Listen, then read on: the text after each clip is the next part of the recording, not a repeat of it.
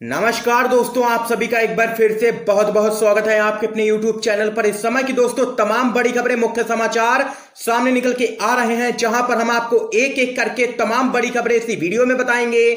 जो खबरें जानना आप लोगों के लिए बहुत जरूरी है, इसलिए वीडियो को पूरा देखिए। लेकिन उससे पहले दोस्तों, अगर आप लोग भी गोदी मीडिया का जबरदस्त तरीके से खोल करके बहिष्कार करते हैं, विरोध करते हैं, तो अभी इस वीडियो को लाइक करके लाल कलर के सब्सक्राइब बटन को दबा करके चैनल को फ्री में सब्सक्राइब करके घंटी जरूर दबाइए। तो आइए दोस्तों, आज की सभी बड़ी खबरें, मुख्य समाचार जान लेते हैं।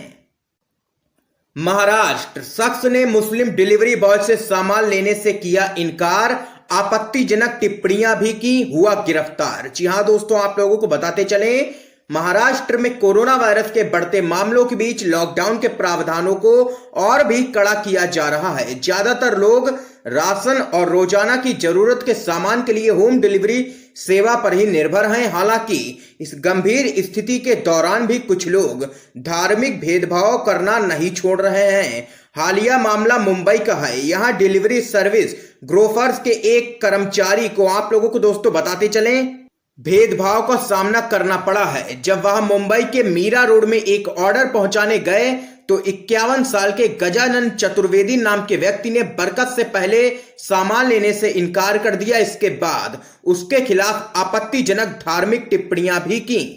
आप लोगों को दोस्तों बताते चले, बरकत पटेल ने इस मामले की शिकायत पुलिस स्टेशन में दर्ज करवाई, जिसके बाद पुलिस ने गजानन पर धार्मिक भावनाओं को ठेस पहुंचाने के आरोप में आईपीसी की धाराओं के तहत मामला दर्ज कर लिया है और उसको गिरफ्तार कर लिया है। तो यहां पर दोस्तों ये बड़ी खबर महाराष्ट्र से सामने निकल के आई, जहां पर देख सकते हैं कि लोगों के बीच में नफरत किस हद तक पहुंच गई है। दोस्तों इस खबर पे आप लोगों की जो भी राय हो कमेंट बॉक्स में कमेंट करके जरूर बताइएगा। तो वहीं दोस्तों एक और बड़ी अपडेट आप लोगों को बताते चलें। सीडब्ल्यूसी की बैठक में बोले पूर्व प्रधानमंत्री मनमोहन सिंह, लॉकडाउन की सफलता टेस्टिंग पर करेगी निर्भर। जी हां दोस्तों, आप लोगों को बताते चलें, पूर्व प्रधानमंत्री और कांग्रेस के नेता डॉक्टर मनमोहन सिंह ने कहा है कि लॉकडाउन तभी सफल होगा अगर हम इस दौरान तेजी से टेस्ट करेंगे। कांग्रेस कार्य समिति की बैठक में मनमोहन सिंह ने कहा कि कोविड-19 से लड़ने के लिए राज्यों और केंद्र के बीच बेहतर तालमेल बहुत ही जरूरी है।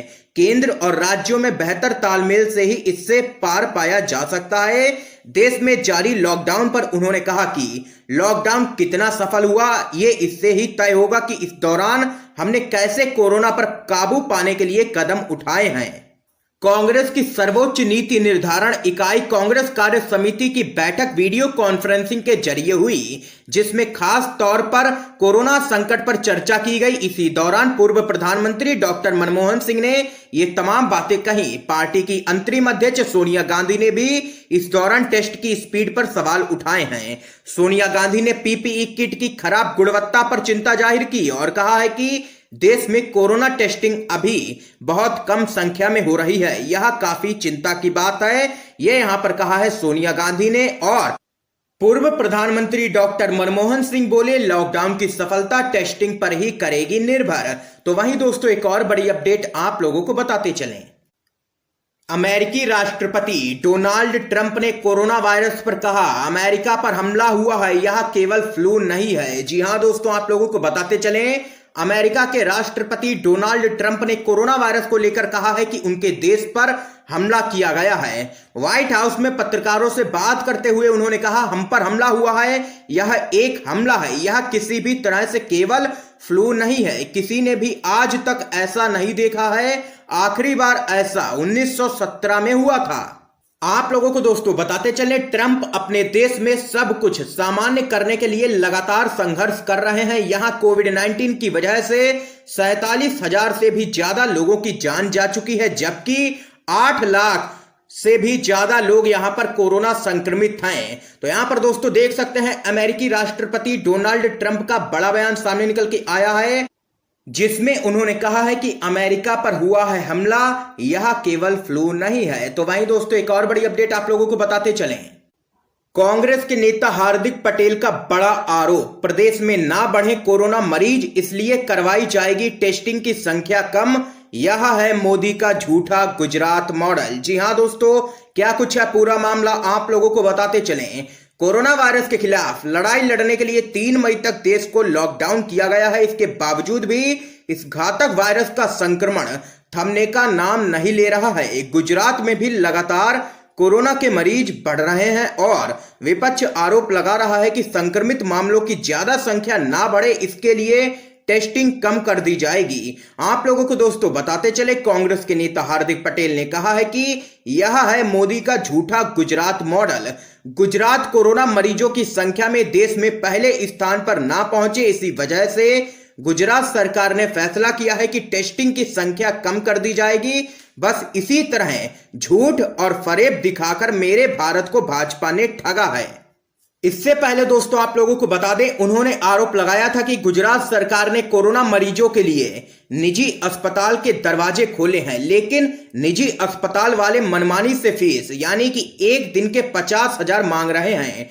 गुजरात सरकार अपनी जिम्मेदारियों से भाग रही है एवं कोरोना महामारी से लड़ने के लिए एक भी योजना नहीं है। गुजरात मॉडल का पर्दाफाश है। इसके अलावा उन्होंने कहा था कि गुजरात सरकार की स्वास्थ्य सुविधा शून्य है।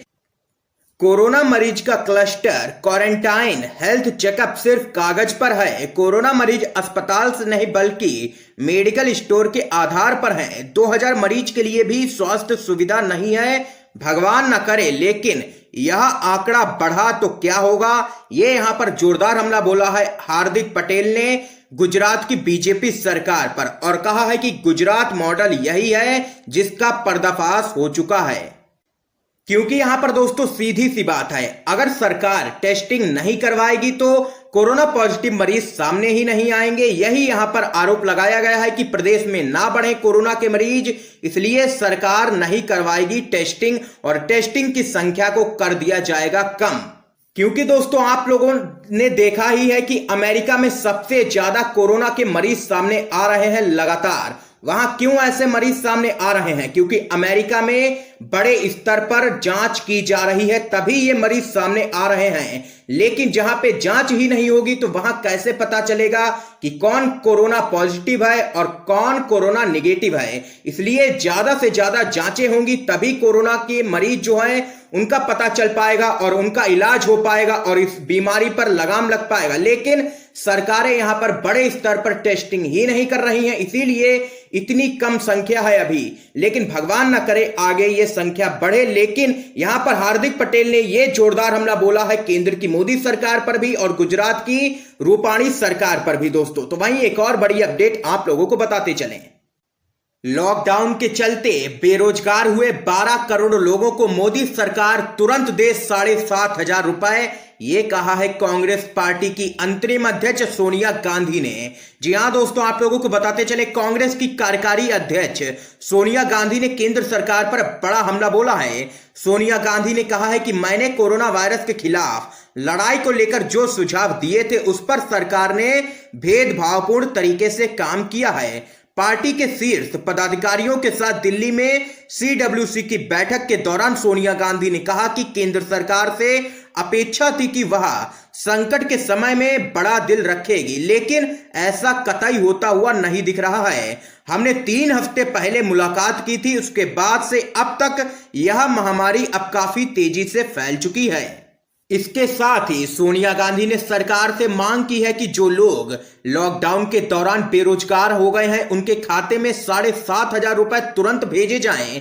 लॉकडाउन के पहले चरण में 12 करोड़ लोग बेरोजगार हो गए, लिहाजा इन सभी लोगों के खाते में 7,500 रुपए डालने चाहिए केंद्र सरकार को। ऐसे समय में जो करुणा, सहजता और बड़ा दिल सरकार में दिखना चाहिए वह नहीं होता हुआ दिख रहा है। संकट के समय भी सरकार ने जो कदम उठाए हैं वह सिर्फ आंशिक हैं। किसानों, सूक्ष्म व लघु एवं मध्यम उद्योगों से जुड़े लोगों के लिए तत्काल राहत पैकेज की घोषणा की जाए, ये यहां पर कांग्रेस पार्टी की अध्यक्ष सोनिया गांधी ने मांग की है केंद्र की मोदी सरकार से और कहा है कि लॉकडाउन के चलते बेरोजगार हुए 12 करोड़ लोगों को मोदी सरकार तुरंत दे सहायता राशि 7,500 रुपए, जिससे कि इन लोगों की कुछ हद तक मदद हो पाए।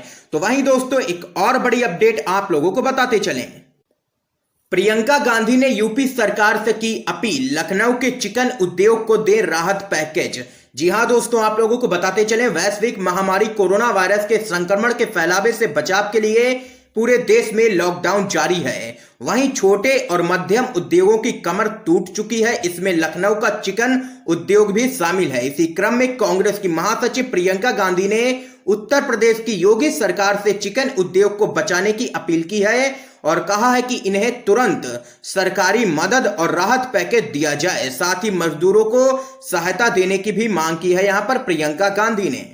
आप लोगों को दोस्तों आगे बताते चले, प्रियंका गांधी वाड्रा ने कहा है कि लखनऊ के चिकन उद्योग ने देश विदेश में यूपी का नाम रोशन किया है। नोटबंदी और जीएसटी की मार झेल रहे चिकन उद्योग को इस बंदी के चलते भारी चोट लगी है। उन्होंने कहा है कि यूपी सरकार को चिकन उद्योग और ऐसे तमाम छोटे व मझोले उद्योगों के लिए तुरंत राहत पैकेज व इसमें काम कर रहे लोगों की मदद करनी चाहिए। वहीं मजदूरों के लिए सहायता की घोषणा करनी चाहिए। ये यहां पर प्रियंका गांधी ने कहा है उत्तर प्रदेश की योगी सरकार से। तो यहां पर दोस्तों आज की ये तमाम बड़ी खबरें सामने निकल के आई जो हमने आप लोगों तक पहुंचाई। वीडियो पसंद आया हो तो लाइक जरूर कीजिएगा, ज्यादा से ज्यादा इस वीडियो को शेयर जरूर कीजिएगा, अपने सभी दोस्तों तक इन खबरों को जरूर पहुंचाइएगा और लाल कलर के सब्सक्राइब बटन को दबा करके अभी चैनल को फ्री में सब्सक्राइब करके घंटी जरूर दबाइए। दोस्तों आप सभी का बहुत बहुत धन्यवाद दोस्तों।